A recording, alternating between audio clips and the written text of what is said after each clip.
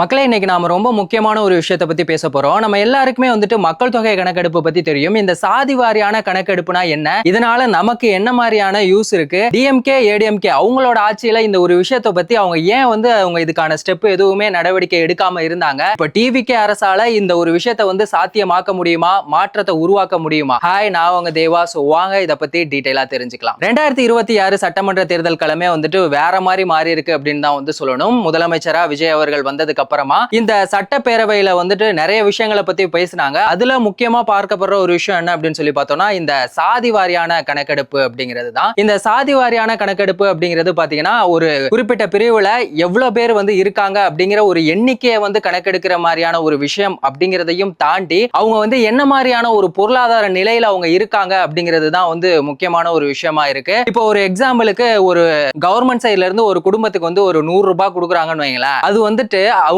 அவங்க வீட்டுல எத்தனை பேர் இருக்காங்க, அவங்க பெரியவங்க எத்தனை பேர் இருக்காங்க, சின்னவங்க எத்தனை பேர் இருக்காங்க, சோ அந்த டீடைல்ஸ் எல்லாமே தெரிஞ்சாதான் நம்ம அதை சரியா பிரிச்சு கொடுக்க முடியும். அந்த மாதிரி தான் இப்போ பாத்தீங்கன்னா நம்மளோட இந்தியால இப்போ எவ்வளவு பேர் இருக்காங்க, ஒவ்வொரு பிரிவு ஜாதியிலையும் எத்தனை பேர் இருக்காங்க அப்படிங்கிற அந்த ஃபுல் டேட்டா தெரிஞ்சா மட்டும்தான் அவங்களுக்கு கிடைக்கக்கூடிய அந்த உரிமைகள் அப்படிங்கிறது சரியா அவங்களுக்கு போய் சேரணும் அப்படிங்கிறதுக்காக தான் இந்த சாதி வாரியான கணக்கெடுப்பு அப்படிங்கிறது. இதை எப்ப ஃபர்ஸ்ட் இந்த சாதி வாரியா கணக்கெடுப்பு எடுத்தாங்க அப்படின்னு சொல்லி பார்த்தோம்னா, 1931ல பிரிட்டிஷ்காரங்க அவங்களோட ஆட்சி காலத்துல தான் இந்த சாதி வாரியான கணக்கெடுப்பு அப்படிங்கிற ஒரு விஷயத்தை எடுத்தாங்க. அதை வச்சுதான் இப்ப வரைக்குமே நம்ம ஒவ்வொரு விஷயமுமே கால்குலேட் பண்ணிக்கிட்டு இருக்காங்க. அதுக்கப்புறமா இந்த சாதி வாரியான கணக்கெடுப்பு அப்படிங்கிறதே எடுக்காம தான் இருக்கு. சுதந்திரத்துக்கு அப்புறமுமே பாத்தீங்கன்னா யாருமே எடுக்கல. அப்ப என்ன சொல்லிட்டாங்க அப்படின்னா, இங்க ஜாதிகள் எதுவுமே இல்ல, நம்ம எல்லாருமே இந்தியர்கள் அப்படின்னு சொல்லி மூடி மறைச்சிட்டாங்க. ஆனா அது மூலமா ஜாதி ஒளிஞ்சிச்சா அப்படின்னா கிடையவே கிடையாது. ஜாதிகள்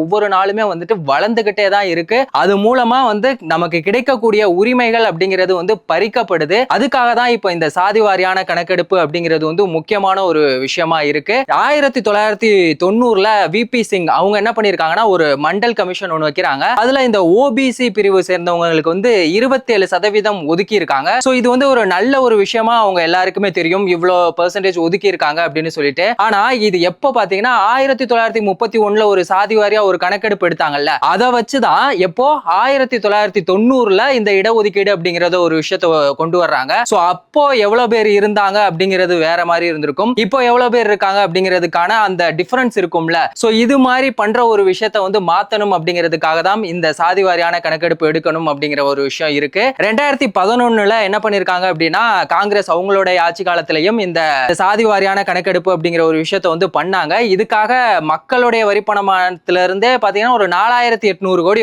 செலவு பண்ணிருக்காங்க. வீடு வீடா போய் இந்த ஒரு விஷயத்த பண்ணிருக்காங்க. ஆனா அதை அபிஷியலாவோ இல்ல மக்கள்கிட்ட வெளிப்படையாவோ அவங்க எதுவுமே சொல்லவே இல்ல. அது என்ன காரணம் அப்படிங்கிறதுமே தெரியல. இந்த மாதிரியான விஷயங்கள் தான் இருந்தது. சரி, ஓகே, அப்போ டிஎம்கே ஏடிஎம்கே அவங்களுடைய ஆட்சி காலத்திலேயாவது இந்த மாதிரியான விஷயங்களை எடுத்து பண்ணாங்களா அப்படின்னா அதுவுமே கிடையாது. ஏன்னா இப்போ இந்த மாதிரி சாதி வாரியான ஒரு கணக்கெடுப்பு எடுக்கும் போது என்ன ஆகும், அப்ப அவங்களுடைய அந்த பிரிவுல நாங்க அதிகமா இருக்கோம், சோ எங்களுக்கான இந்த ஆட்சியில அந்த உரிமைகள் வேணும், எங்களுடைய இந்த முக்கியமான இந்த அரசு நலத்திட்டங்கள் கொடுக்குறாங்கல்ல, சோ அது எல்லாமே எங்களுக்கு கிடைக்கணும் அப்படின்னு சொல்லி அவங்க கேள்வி கேட்க ஆரம்பிச்சிருவாங்கல்ல. சோ அவங்களை யாரையுமே நம்ம கேள்வி கேட்க விடக்கூடாது. எப்பவுமே அவங்களை நமக்கு அடிமையா தான் வச்சிருக்கணும் அப்படின்னு சொல்லி அந்த ஒரு நினைப்புல இருந்தாங்களா இல்லையாங்கிறது தெரியல. இல்ல சென்ட்ரல் கவர்மெண்ட் கொடுத்த ஒரு பிரஷரால அதை அடுத்த கட்டத்துக்கு எடுத்துட்டு போக முடியாத ஒரு சிச்சுவேஷன் இருந்துச்சான்னு தெரியல. இதை டிஎம்கே மட்டும் கிடையாது, ஏடிஎம்கே ரெண்டுமே திராவிட கட்சிகள் ரொம்ப வருஷமா இருக்காங்க அப்படின்னாலும் அந்த ஒரு விஷயத்த அவங்களுடைய ஆட்சி காலத்துல பண்ண முடியாத ஒரு விஷயமா தான் இருந்திருக்கு.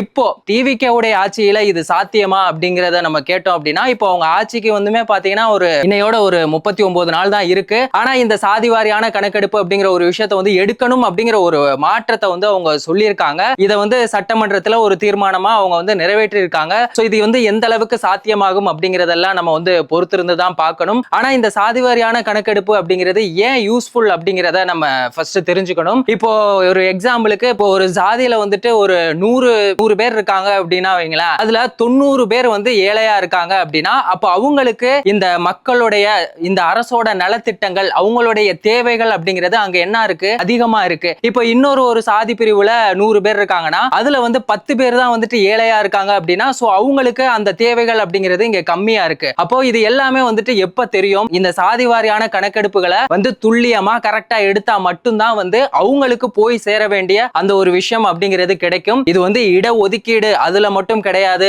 அவங்களுக்கான கல்வியா இருக்கட்டும் இல்ல அரசு நலத்திட்டங்கள் சலுகைகள் எல்லாமே வந்துட்டு கரெக்டா போய் சேரும். ஏன்னா இந்த மாதிரியான ஒரு விஷயம் இல்லைன்னு வைங்களேன், இவங்க என்ன பண்ணுவாங்க, அரசு நலத்திட்டங்கள் எல்லாத்தையுமே இவங்களுக்கு ரொம்பவே நெருக்கமானவங்களுக்கும் சொந்தக்காரங்களுக்கு அப்படி கொடுத்துட்டு போயிருவாங்க. சோ இங்க நடுத்தர மக்களா இருக்கட்டும் இல்ல ஏழைகளா இருக்கட்டும் அவங்களுக்கு கிடைக்க வேண்டிய எந்த ஒரு உரிமையோ இல்ல சலுகையோ எதுவுமே கடைசி வரைக்குமே வந்து கிடைக்க முடியாத ஒரு நிலைமைக்கு போயிடும். இதை வந்து மாத்தணும் அப்படிங்கிறதுக்காக தான் வந்து இப்படியான ஒரு விஷயத்தை வந்து எடுக்கணும் அப்படிங்கிற மாதிரி சொல்லியிருக்காங்க. சோ இது வந்து எந்த அளவுக்கு அவங்க வந்து சாத்தியமாக்க போறாங்க அப்படிங்கிறத நம்ம பொறுத்திருந்து பார்ப்போம். டிவிகே ஆட்சியை பொறுத்த வரைக்கும் இது சாத்தியமாகும் அப்படின்னு எனக்கு தோணுது. ஏன்னா இப்போ தலித் அவங்கள வந்துட்டு அமைச்சர்கள் ஆக்கியிருக்காங்க. இது வந்து அவங்களுடைய நீண்ட நாள் கனவு. அந்த ஒரு விஷயம் வந்து இந்த ஒரு ஆட்சியில வந்து சாத்தியமாயிருக்கு. இன்னொரு பக்கம் காசை வாங்கிட்டு ஓட்டு போடுறது அப்படிங்கிற ஒரு விஷயத்தையுமே வந்துட்டு அவங்க வந்து மாத்தி இருக்காங்க. இந்த சாதி பார்த்து ஓட்டு போடுறது இது எல்லாத்தையுமே வந்து மாத்தின அவங்களால இதையும் வந்து மாத்த முடியும் அப்படிங்கிற ஒரு நம்பிக்கை இருக்கு. அந்த அளவுக்கு தான் முதலமைச்சர் விஜய் அவர்கள் வந்துட்டு ஒவ்வொரு விஷயத்தையுமே வந்து பண்ணிட்டு இருக்காங்க. சோ வந்து நம்ம